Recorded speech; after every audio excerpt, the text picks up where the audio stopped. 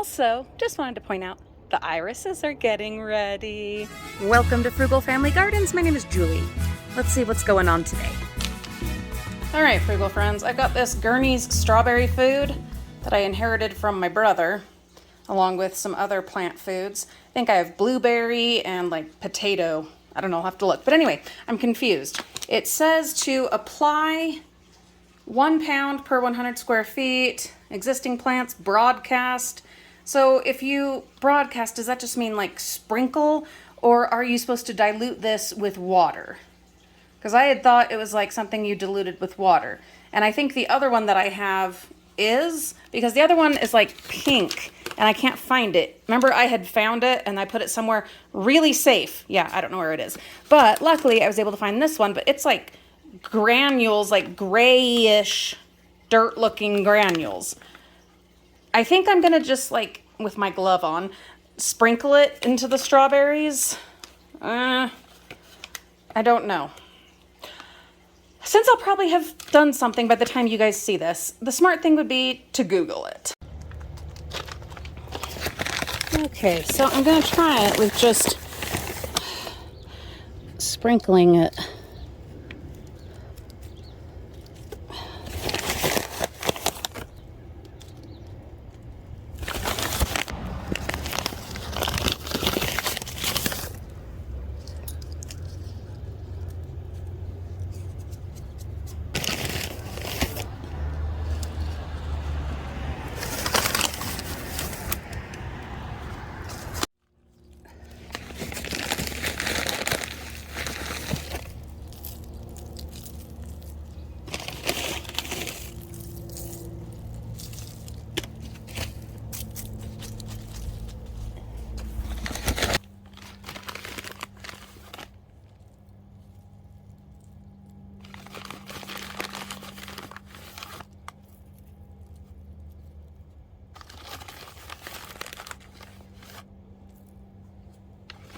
They're coming along.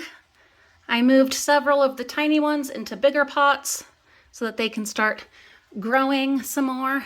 There's the ones that we seeded. More that still need to move into bigger pots but aren't quite ready, and new ones that we have seeded. So this morning I just noticed, you know how these irises are all up and about ready to go? How come none of the others are? Like, I have irises everywhere. None of those. None. So why these ones? This is a mystery. And actually, even those ones right ahead of these. I just don't know. Great news, I just noticed that this hollyhock that I thought didn't make it, it was a transplant, I believe it was one of the ones from my mother-in-law, I thought it didn't make it, but look at this. It did. I also noticed that the clematis, do you say clematis or clematis? Clematis, let's say clematis. I noticed it's got some blooms, and that's super exciting. I also noticed a paper plate. Random garbage gets blown in quite often. That's aggravating, but just gotta stay on top of it and celebrate the good stuff. Isn't that wonderful? Ideally, these will grow up onto this trellis, lattice. That would be wonderful. Having those growing up that, having the hollyhocks get nice and tall. Beautiful things are happening. Okay, I have gotten the very last, I'll show you those, of the seeds into their trays. Well, these are, I'm not doing trays for these ones, into their little pots with seed start mix. And that's it. Yeah, that's it for the indoor seeds that I'll be sowing. From here on out, it's going to be direct sowing right out into the yard because we are at the end of April, and for our area here in Utah, May is when you can start direct sowing. But anything that you're having outside that's actual plants, you have to be really careful, because I'll show you what happened to my beans that I left out last night. Uh-oh, that's not good.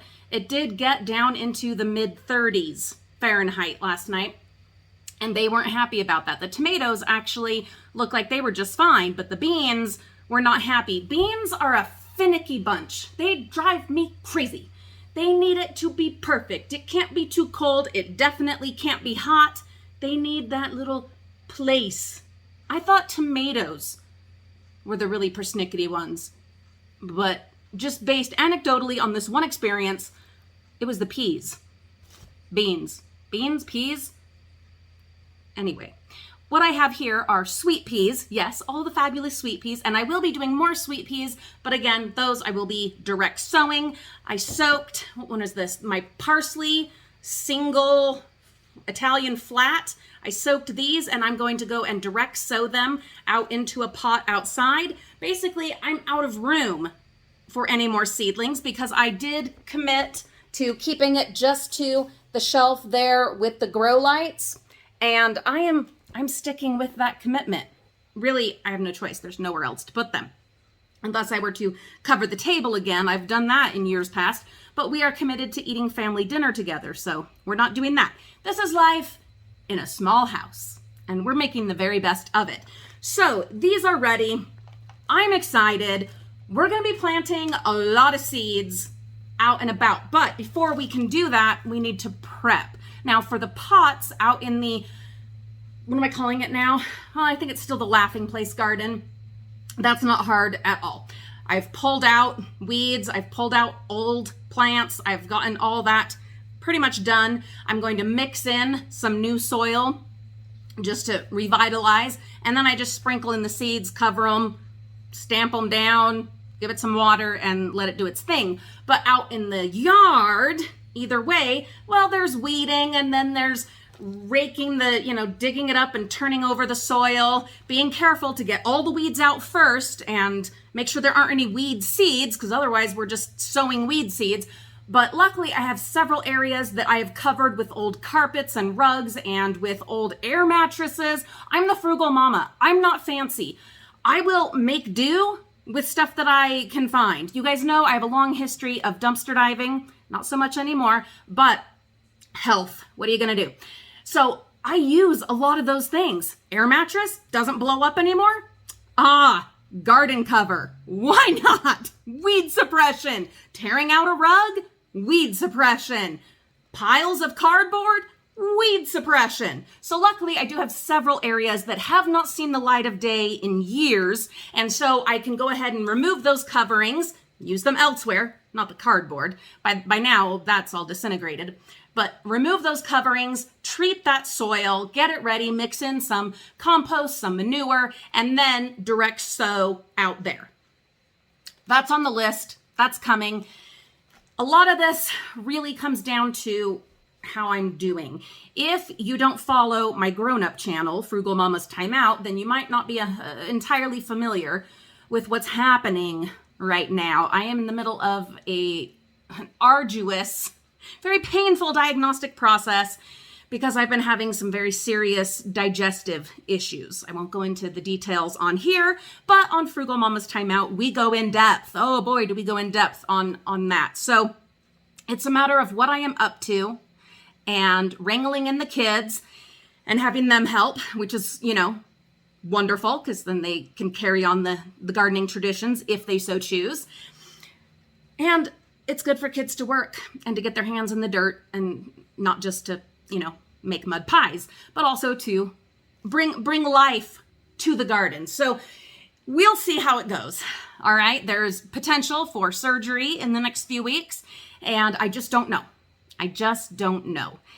We're going to do the very best that we can. What I'm thinking is I'm going to write down what I really want done this year, this spring and summer. I'm going to write those down. I'm going to work on the ones that I think I realistically can do, and then mark the ones that I can delegate, that I can, just be the oh, what is that called? Chorister? Chorister. The guy that, yeah, that one's the chorister. But the other one, Mickey with his magical, why can't I find this word right now? Conductor! God! Conductor. Yes, I can conduct my minions and have them do those other things. That is what I'm going to do. I have my little gardening journal I'm going to get out, and we'll see. I love sowing seeds. I love seeing my seedlings come up. I love watching them grow. I love learning from them. Even when, unfortunately, in trying to harden them off, they get angry at me. Yeah, that makes me sad and frustrated, but it also is a beautiful thing because it's all part of this process, and I love this process. I love it. Let's get these over to the grow lights. I'm gonna clean up my mess, and then I'm gonna do a live stream.